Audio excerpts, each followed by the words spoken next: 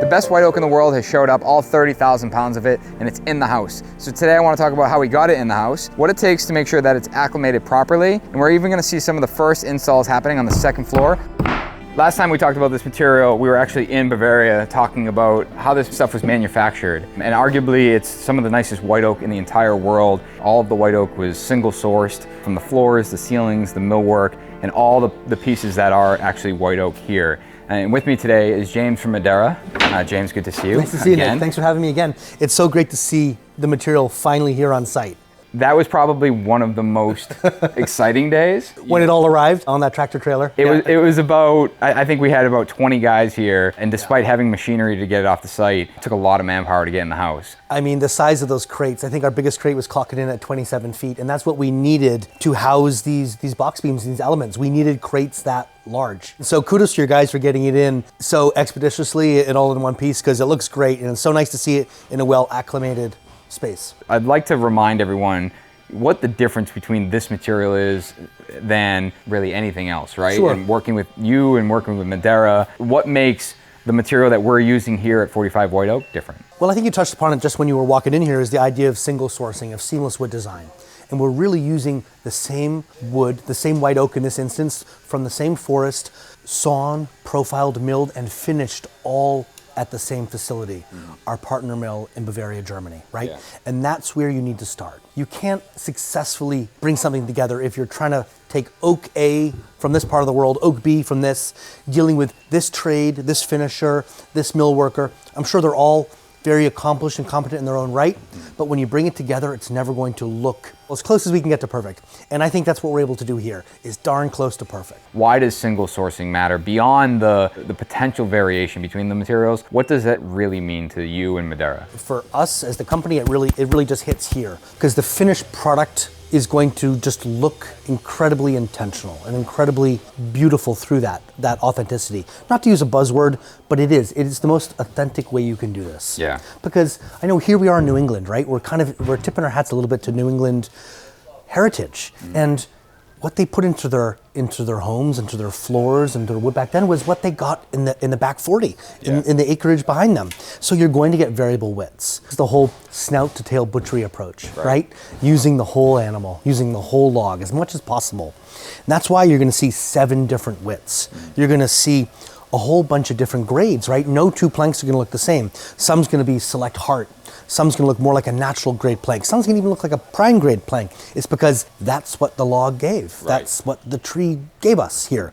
And so finding a project and a client and someone, a visionary like Vincent and a client like you, who actually embrace that and say, yes, that's what we want. For me, that's what I want to be doing, because I don't want to be just supplying uniform planks in a high grade where so much of it ends up in the dumpster or in sawdust. That's what I was going to say, is like, oftentimes you hear rift and quartered as a spec. It's like, you want that spec, you're paying a premium for that spec. But worse is that you're actually using less of the log. You're putting a lot of that log to waste. Yep. So for us, mill run means, like you said, we're using the whole log and we get what we get. Yeah, exactly, and that's what we're seeing here, because you'll see in the different elements in this project, right, where we have these beautiful box beams, we have these soffits, where you're getting narrower planks. We're gonna have some of the ceiling decking up there. That's a place for the shorts. Yeah.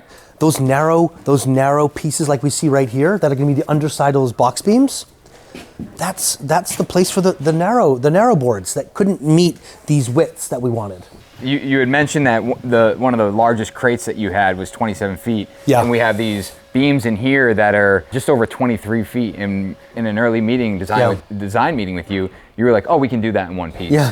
I remember when we first met, Nick, you were saying, well, where are we going to have to put the brakes? Yeah. I said, what brakes? We don't need to put brakes. But this right here, like this is 2 inches wide. Yeah. I mean, you can see the flimsiness to it. Well, just because, it's so long. Yeah, careful. I might break it on the knot there. But this is one piece, and you guys are able to source this full length everywhere, which makes a big difference in terms of, again, going back like the authenticity of the product. But you talked about the word acclimation. Yeah. And acclimation is something I think a lot of people think about but don't really know what that means. Oftentimes it's like, you know what, I'm gonna get the wood in the house, I'm gonna let it acclimate over the weekend or over the week, and then we're good to go. It's not that simple. It's not that simple. Yeah. Tell me what it means for you guys and like what you're gonna, like what you basically prepped us saying, hey, this is how the home should be, and these are the things that you need to pay attention to.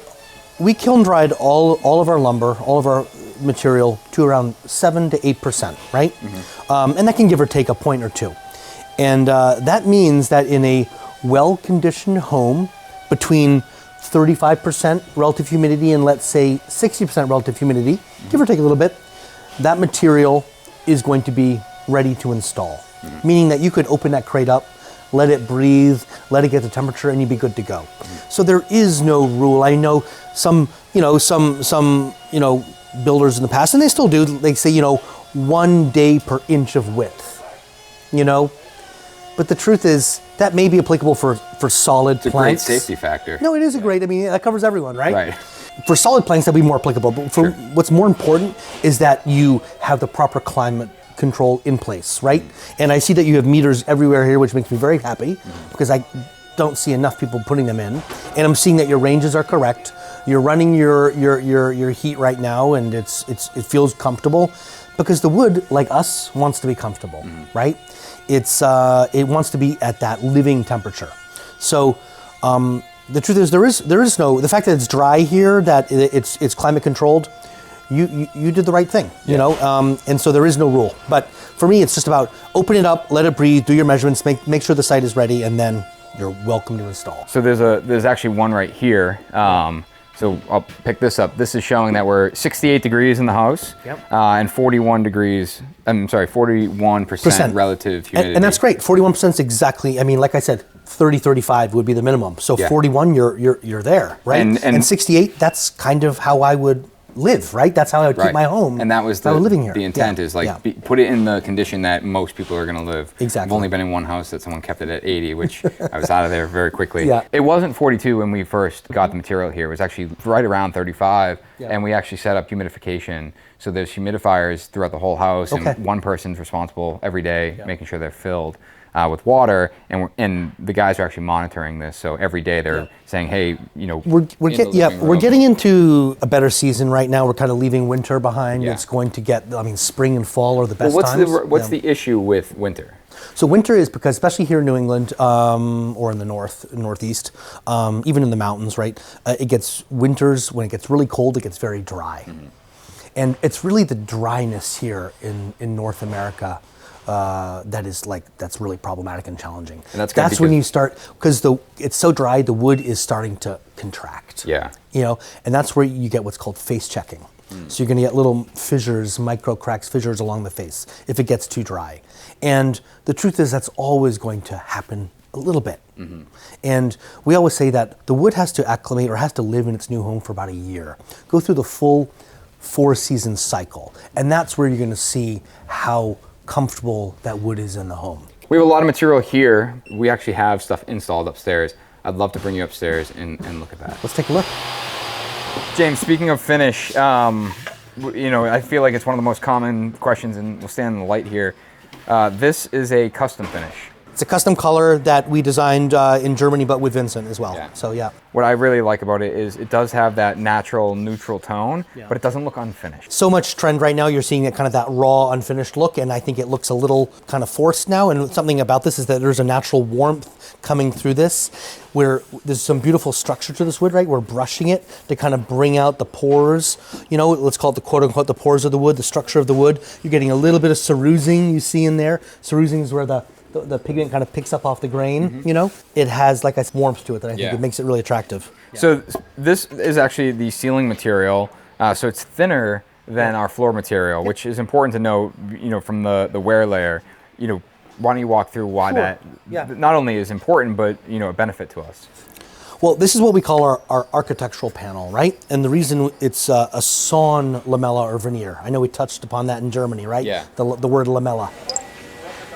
And just for those that didn't see that video, lamella is a sawn veneer. rather than a sliced veneer, exactly. Yeah. It's a thick veneer that we use for flooring or other applications where you need something beefier. More substantial. More substantial. Different than Lamello, which is a tool manufacturer that makes the tensile clips, which you'll see in a future video. Yeah. Lamella is that sawn veneer. So really what we did to produce this ceiling panel was take the same thickness of the flooring lamella, but then split it, resaw it again. And what you get then is just about a 2 millimeter or 1.8 millimeter thick, but you're getting it sawn, so it's the same structure, the same look, feel, and structure, and it behaves the same way with the finish as the floor does. That was something I learned in this process, is that, we've had it where we've sliced veneer. Walnut's a great example. When you slice that veneer, what's happening is you're compressing that wood, and if you pair that with a solid piece of material, they oftentimes finish differently.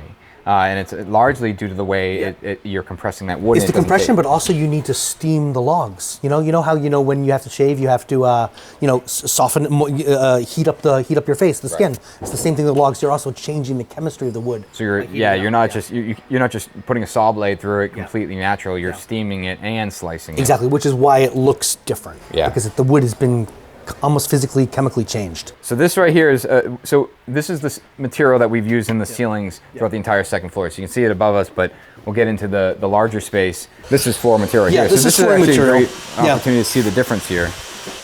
Yep, we're looking at the same, that's perfect here. So you can see the difference right here. Our flooring plank is what we call our trio plank. So it's got oak on the top, oak on the bottom, and this is a plywood core, Baltic birch plywood core, or it could in theory have a pine wood core, but for this we did the Baltic birch. Can I pause you there? Because it's funny, this is a pine core. Hey, well, I'm going to talk about that. But in Germany, Nico, I had asked him what's the difference, and he goes, Americans just think that that's better. They do, and I don't know why we do. He's like, and this is just as stable, but they've had a harder time convincing the U.S. market that these are equal. True, and I just think it's what we're used to, what we're accustomed to. But the reason why we did Baltic on the floor, just for, let's say, familiarity and confidence. For sure. But we did pine on the ceiling because it's so much lighter. Mm-hmm. Easier to handle, lighter, right? Significantly lighter. Yeah. So we're doing the thinner sawn lamella at 1.8 millimeter, just over a 32nd of an inch, just a 16th roughly. Pine core with a balance back on it, and so it's very lightweight. We intentionally made a different profile for this plank. Rather than a traditional tongue and groove that you'd see on the floor, we actually did this oversized, we're kind of calling it a shiplap profile, even though that's a little bit of a misnomer, is because then you can basically glue and then face nail it. Because we intentionally designed this for vertical applications for ease of install. So you're getting less weight, less material, less cost. So balance backing, I want to mention that. Yeah. We're getting super technical here, as much as I know. But the balance backing is basically when you have a panel, what you do to one side, you need to do to the other side. When you don't do that, it's like if you were to paint a piece of plywood and lay it flat, it's going to curl because it changes the surface tension. And when you flip it over and paint the other side, it essentially balances it out. Same thing on the floor, you have the balance backing to it. Which is especially important when you go in these wide widths. Yeah. And here we're doing widths on the floor, I think starting at 12 all the way up to 17, 18 inches wide. 18, yeah. So that's incredibly wide plank. So for the flooring plank, we use the trio construction, which is balanced, oak on the top, oak on the bottom, and either a pine or Baltic birch plywood core. In this case, we did Baltic birch. On the ceiling, this is this material installed up here. And obviously the lightness is nice for workability. Yep. And you can see all the detailing here. So we have our HVAC registers. Well, they're not even registers; they're slots, which are a 1 inch by 36 inch slot for the HVAC. And then we also have these trimless lights. And I have to give kudos to my team. The carpenters did a beautiful job. Not only a beautiful job, but they actually questioned the way the manufacturer did it, and they had drilled the hole to the manufacturer's spec. And they found that it was a very small gap. They had concern with if the light were to shift, you would notice it. Yeah. So they actually tightened it up by a 32nd. Vincent actually went as far to say it's yacht-like. It looks like yacht, which is basically the highest level of woodcraft. I would say. And those that are wondering, you have a register here, and here the register boot's not on. That's actually our Zender ERV system. That looks the way it does because Zender is very particular about the way they commission, which despite it being surface mounted, frankly doesn't look that bad. And I think it has a lot to do with the fact that everyone was very intentional with the layout. You're hitting dead center of boards or dead center of a seam. That goes a long way. It does. And you think about, the final condition, you have a bed here. This is the primary bedroom. When you're laying down looking up at your beautiful oak ceiling, the less you screw that up, the better it feels. When you're lying on that beautiful bed looking up at your ceiling, you're going to see the beautiful plank there with the butterflies on it. That select heart plank. And So if you it's zoom those in, little details right there that I just love. And that's all hand done. We saw that in Germany. Every one of those is being handmade. The other day I came up here and there's been a few moments on this project that have really kind of just stopped me in my tracks. And this was one of them. And it's pretty impressive that you walk in and it's like, man, this is exactly what we expected it to look like. And you look at that rendering there, those beautiful renderings done by Dark Studio and then designed by Vincent, you're like, this is exactly that vision. We're doing it. It is. You're doing it. It's, you know what's beautiful about this? It's so calming, actually. Yeah. It's very like, tranquil. Yeah, tranquil, right? It's almost like, and this is where you want to be sleeping, right? Yeah. So there's a reason we're in the primary bedroom. I think there's a lot of things that lend to the tranquilness. Even the Rockwell installation, a natural sound deadening installation product. We also have the stream outside, so you crack those windows open. I didn't even know that. Yeah, and I'm not sure if it's lively today, but you open that, it's incredibly calming in this space. The most amount of excitement has been around the white oak is the floor. Yeah. And these guys from Eagle Floor Sanding are installing it. And we're in the primary now, and some of the widest boards are going in. I can feel my voice trembling because it's incredibly exciting. There is a visceral physical reaction to it. But talk to me about the floor. Obviously, we talked about the technical differences, but seeing it installed and seeing the steps in which we're taking, we're doing a full spread glue, which is super important here. Super important. You're using the right product for this with a full trowel, properly notched trowel. We certainly didn't make it easy for anyone by giving you 7 different widths. No, you actually can see in the other room, the guys have been stacking it up by size. Making it easy because when you're running variable width, it's fine to pull random widths, but you still need to complete a run. Yeah, which has to be uniform width. So thankfully they're 8 to 16 feet long. You on your sheet says 8 to 16. We've actually had some 18s show up. Oh shit! I gotta talk to them. You know what? I'm sorry about that. I'm saving those for a specific location. Everything about that is what makes this different, right? Also, you're gonna get a better end result in the product because you're not forcing the material to yield a certain dimension, right? So when the mill or when we're under duress to do a certain width, you're also kind of making decisions, right? Based on the way you're cutting down planks or the planks you're using. Sometimes you're forced to maybe use a less attractive plank just because you're trying to complete the order, right? And you hate to throw that out. But when you're allowed to, quote unquote, include multiple widths, you're really including the best material in that process, in the grading and selecting process. What's the pattern? And I was talking to Vincent, and he's like, "There is no pattern." There is no pattern. I was like, "No, I know. I have to think about how I ask this question. When I have a width, how long before I use that width again?" We basically said, on the width, do whatever you want in between. Make sure that you never repeat the same width more than every 5. And that was the only rule. And now when we go through it, it's like everything in between can, you're just making sure that 2 widths are 5 apart. And then everything in between kind of naturally falls into place. No, I think that makes sense. I would say if to answer your first question, is there a rule? Well, I think traditionally the rule would be just go in an order and repeat. Yeah, Vincent was no. And you probably wouldn't have noticed it in a lot of this because they're so wide. But he's like, just allow stuff to flow and don't make it every 7, make it every 5, and that way you get this. I think that was smart. I think that was smart on his behalf. For me, the most important thing is just thinking about. You talked about keeping those 18-foot planks for a special area. I also kind of apply that logic a little bit, like in the room. So I know it's subjective. But at the end of the day, there are certain planks that we all respond to, and that's a beautiful plank. Yeah. So I always want to keep those in the high-profile areas. Let's say, so we're here in the primary bedroom. We know where the bed's going to be. We imagine where the rug will go, and we know where the millwork's going to go. So we kind of know where let's call it the high-profile areas are. That's where I want to put the prettiest planks. Right. And if there's something that's like a little, because listen, not every plank's going to be a 10, a gorgeous stunner. We all know that. So let's try to keep those in more discreet areas. Use that as you run under your millwork. Put that under the bed where, sure, if you move the bed and look, you'll see maybe that plank is not as beautiful as it could be. Sure. You're never going to see it. Again, that goes back to like why we put the renderings up. Like gives them the opportunity to understand like, hey, that's where the bed's going. So, you know, you might have these shorter boards that land. I wish I saw that, Nick, in more job sites. I think that is a genius move. And I think it really just brings everyone to everyone here, every single tradesperson knows now what the goal is and where we're moving toward. I talked to a print shop, cost me, I think $2,000.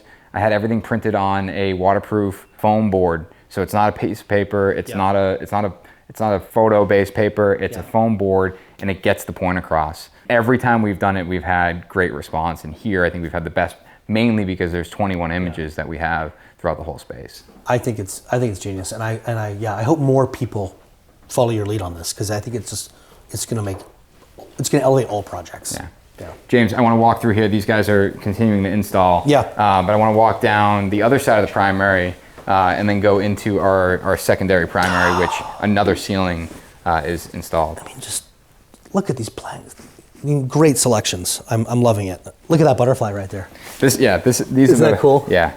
We saw all these being installed. Hand cut, right? A jig created at the mill, cutting it out. And they're deciding what to do. And and you're going to see different sizes, right? There's, I believe, 3 or 4 different size butterflies. And there's over 100 in the house, which I keep thinking like it would be fun to go around and count all of them. Yeah, because I think we were told it was like 100. Like it was like 100. Yeah, fun, right? Yeah. I think like 120 or so. I'm going to count them. Let's go look at the other room. But James, I want to talk about this room. This is bedroom 3, which is in progress, and you can see how they've got the first horizontal band on the vertical wall surface, and then you have the flat ceiling. But you'll notice that all of our ceilings are already set up with OSB, and truthfully, that was supposed to be our nailing surface. So what you're seeing is kind of a development of how this went together. All of these angles of the ceilings are different room to room. Depending on where that angle is, will kind of determine where that board ends up and how it ties into certain details. So specifically, we had to shim down and up and varying heights to make sure that all of those details hit. Specifically, like here, you have a miter coming down into the corner. That miter has to land exactly the face of your plaster, so it doesn't look as though it extends above and over the plaster. It lands exactly where it needs to, and also at the end of our pocket door. And the same thing when you have this flat section, you're gonna have this angle ceiling come all the way up, and when your flat section comes over, if that transition between angle and ceiling is offset from this corner bead, it's gonna look like a mistake. Yeah. So what they'll do is they'll actually build that ceiling down, so as they build it down, it moves that point over, and then that angle, flat, and corner bead all intersect with one another. And I'm seeing your carpenters is exactly what we talked about there, right? They would have used a dab of PL, and then they shot, that brad nail right into that face. Yeah. This board here, I believe it must be this one. You can see they're prepping for our recessed light. Yep. And then they're gonna be cutting a slot here for that HVAC there. This is in progress. When you come back next, we'll be working on the kitchen ceiling. We have all those beams to install in the kitchen, the living room. Hopefully have the first floor installed. Can't wait to see it. The one downfall is that as this beautiful floor gets installed, it gets covered up. And no one gets to see it until the very end. The big reveal. Yeah. Guys, if you appreciate videos like this, make sure you subscribe. If you want to work on a project with us, there's a form below that you can fill out. We can talk about your project. But if you're just being inspired and want to be inspired as another builder or contractor, make sure you sign up for the Modern Craftsman newsletter. Link is in the description.